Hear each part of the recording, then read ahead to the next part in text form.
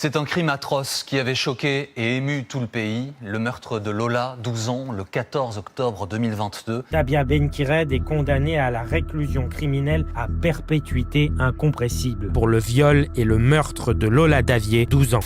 Dabia Ben-Kired a été condamnée le vendredi 24 octobre 2025 à la réclusion criminelle à perpétuité incompressible pour le meurtre de la petite Lola, 12 ans, en octobre 2022 à Paris. La perpétuité incompressible, dite aussi perpétuité réelle, est la peine la plus élevée prévue par le code pénal français. Elle n'avait jusqu'ici jamais été prononcée contre une femme. Un des exemples les plus parlants de condamnation à cette peine était récemment Salah Abdeslam à l'occasion des procès des attentats du 13 novembre.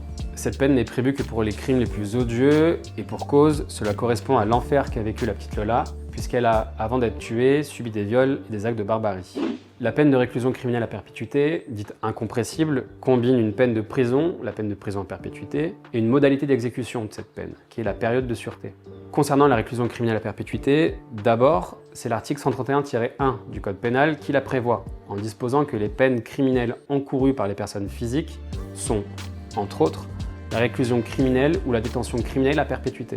Concernant la période de sûreté, ensuite, elle est prévue à l'article 132-23 du Code pénal, qui dispose notamment que pendant une certaine période, le condamné ne peut pas bénéficier des dispositions concernant la suspension ou le fractionnement de la peine, le placement à l'extérieur, les permissions de sortir, la semi-liberté et la libération conditionnelle.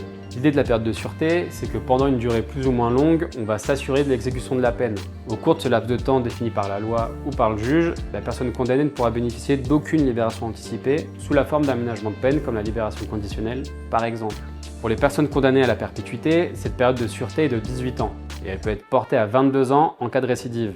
Dabia Ben-Kired a été condamnée pour le meurtre d'un mineur de moins de 15 ans, ce qui est une circonstance aggravante. Et dans un tel cas de figure, l'article 221-4 du Code pénal prévoit que le meurtre est puni de la réclusion criminelle à perpétuité.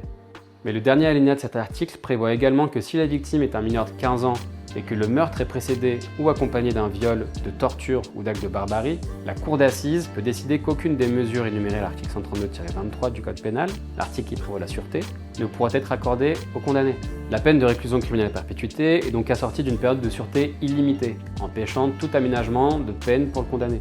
En réalité, l'article 720-4 du Code de procédure pénale prévoit qu'une mesure d'aménagement de peine pourra être envisagée, mais seulement lorsque la personne condamnée aura déjà fait au moins 30 ans de prison. Cette peine, la plus sévère prévue par le droit français, s'explique non seulement par l'extrême gravité des faits, mais aussi parce que 3 experts psychiatriques ont confirmé le fait qu'elle était responsable pénalement. En revanche, ils ont toutefois relevé des traits de personnalité psychopathiques et ont insisté sur leur réserve quant à la possibilité de soins.